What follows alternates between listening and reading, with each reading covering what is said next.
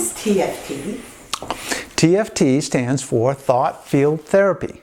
Now, it's a unique way to approach this. Now, you have to understand that you have to think a little differently about how the body and the mind and the spirit work. Thought Field Therapy is it is a way to talk to the part of your brain, the bottom of your brain, that doesn't use words.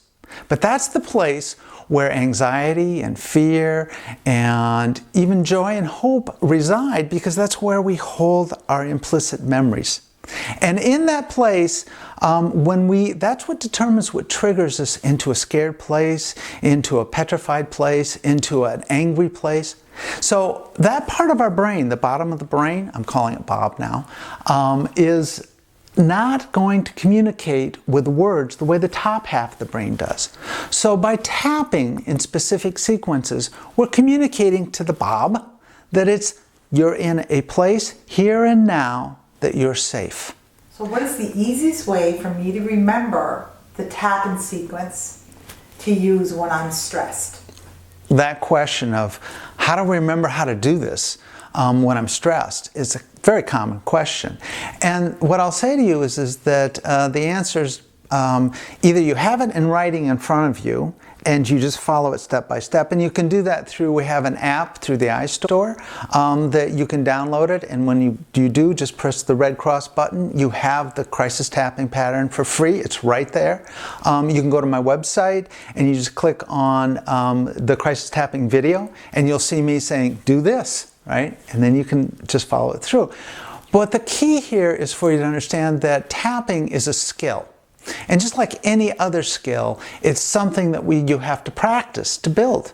But after you've tapped 10 times, you know what? You're going to have a good, clear sense of how this works. And when you've done it 100 times, even when you're in a very stressful situation, even when you're can't think, your body will remember it. It's muscle memory kinds of things. And that's how skill building works. So if you're saying, I just forget or I can't remember what to do, practice. Practice, and then also have reminders. Have the pocket guide in front of you. It's there. Have the app. Have the website. Have a friend who says, you need to tap. If you can, that's probably the best way to go, is you get your significant other, you get your family member who really recognizes when you go off. I was just talking to a guy who has fear of flying, and he says, I don't really know it until I'm sitting in the plane and I'm popped out with sweat and I'm doing this.